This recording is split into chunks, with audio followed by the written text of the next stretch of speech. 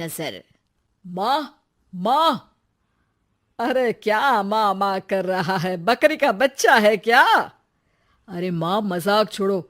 मुझे फाइनली वो मेन चौराहे वाली दुकान मिल गई है। अब देखना, आपका बेटा दुगनी स्पीड से पैसा कमाएगा। उफ़, ये क्या? मेरी ऑनलाइन मेकअप क्लास चल रही है। इतनी जोर से क्यों बोल रहे हो आप दोनों? अरे मेरी धर्म पत्नी जी, मेकअप क्लास बाद में करना। वो चौराहे वाली दुकान मिल गई है हमको। अरे वाह! रुको, मैं अपनी माँ को फोन लगाकर बता देती हूँ। अरे मैं भी अपने रिश्तेदारों को बता देती हूँ। कितनी खुशी की बात है। हाँ हाँ, मैं भी अपने दोस्तों को बता देता हूँ। 1 हफ्ते बाद रजिस्ट्री है। बस, घर में खुशी का मौका था। उन तीनों ने अपने अपने फोन उठाए और लोगों में बात फैलाना शुरू कर दिया। और रही सही कसर श्वेता बहू ने अपने पड़ोस में सबको बताकर कर दी। अरे वर्मा आंटी, अब हम भी जल्दी कार ले लेंगे। घर का रेनोवेशन होगा और ठाट से रहेंगे हम भी। अरे, ऐसा क्या हुआ?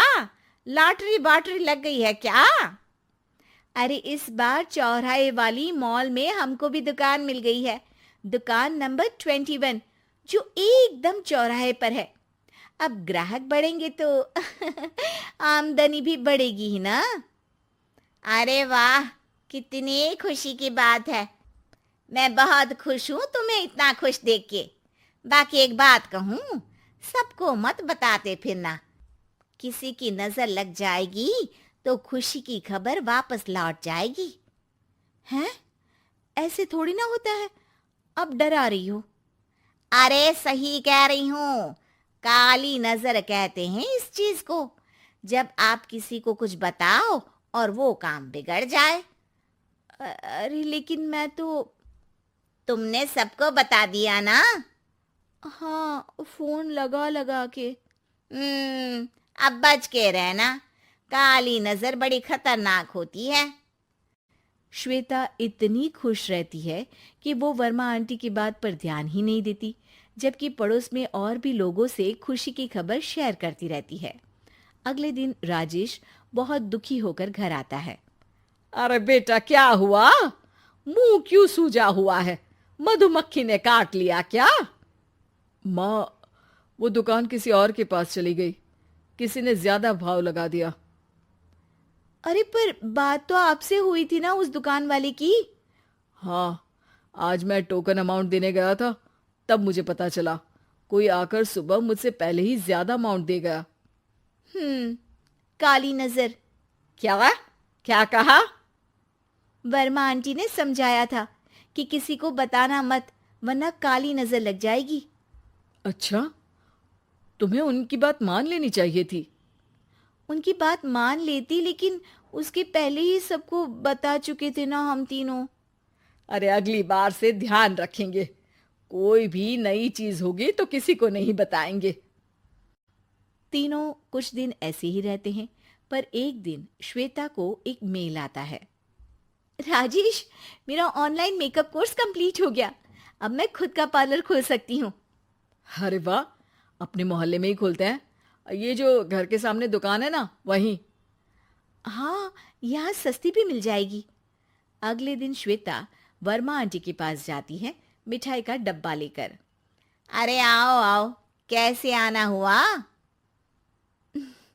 जोर से नहीं बोलूंगी। वो सामने वाली दुकान है ना, वहां मैं अपनी पार्लर की दुकान खोलने वाली हूँ। उसकी मिठाई है। अरे वाह, बहुत बधाई हो तुमको।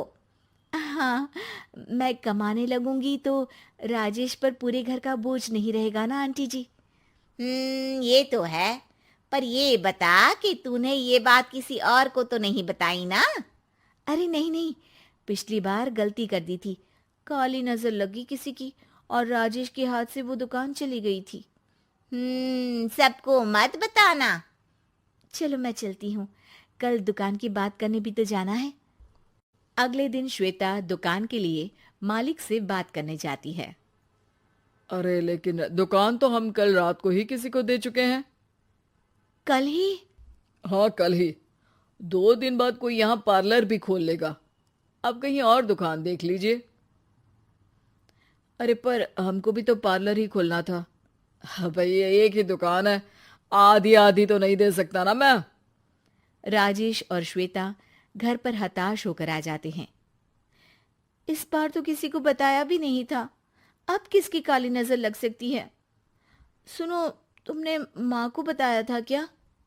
अरे कैसी बात कर रही हो, माँ की नजर थोड़ी ना लगेगी। पक्का तुमने किसी को नहीं बताया था ना? सिर्फ वर्मा आंटी को बताया था, उन्होंने ही मुझे किसी को नहीं बताने को कहा।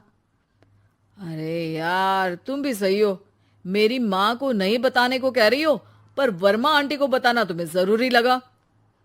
अरे वर्मा आंटी ने ही तो काली नजर के बारे में बताया था ना, वो हमेशा हमारा भला ही तो चाहती हैं। मेरी माँ भी हमारा भला ही चाहती है। अरे पर चिल्ला क्यों रहे हो? बात नहीं कर सकते क्या आराम से? नहीं आता वो आराम से बात करना, और करना भी नहीं चाहता हूं मैं। दुकान जाने का दुख गुस्से में बदल गया था और राजेश और श्वेता में बात बंद हो गई थी। 2 दिन बाद मोहल्ले में पार्लर का इनॉग्रेशन हुआ, जिसमें मोहल्ले के सभी लोगों को बुलाया गया, पर श्वेता, राजेश और माँ नहीं जाते। माँ, अंदर आ जाओ, क्या देख रही हो? अरे नया पार्लर देख रही हूं अपने आंगन से। देखो, माँ को दूसरे का सुख देखने में कितना मजा आ रहा है, मेरा दुख नहीं दिख रहा इन्हें। यह मेरा पार्लर भी तो हो सकता था। अरे चुप रहो यार, हर बात में लड़ाई क्यों ढूंढ रही हो? राजेश और श्वेता फिर बहस करने लगते थे। तभी माँ ने दोनों को बाहर बुलाया। अरे जरा देखो तो, दुकान चलाने वाले का बोर्ड पर नाम क्या लिखा है? श्रुति वर्मा। गाड़ी निकाले बेटा, हमें कहीं जाना है। काली नजर का इलाज कराने? राजेश अपनी बाइक निकालता है। तीनों ट्रिपलिंग कर रहे हैं। माँ राजेश को उस मॉल वाली दुकान पर लेकर जाती है जहां राजेश अपनी दुकान खोलने वाला था।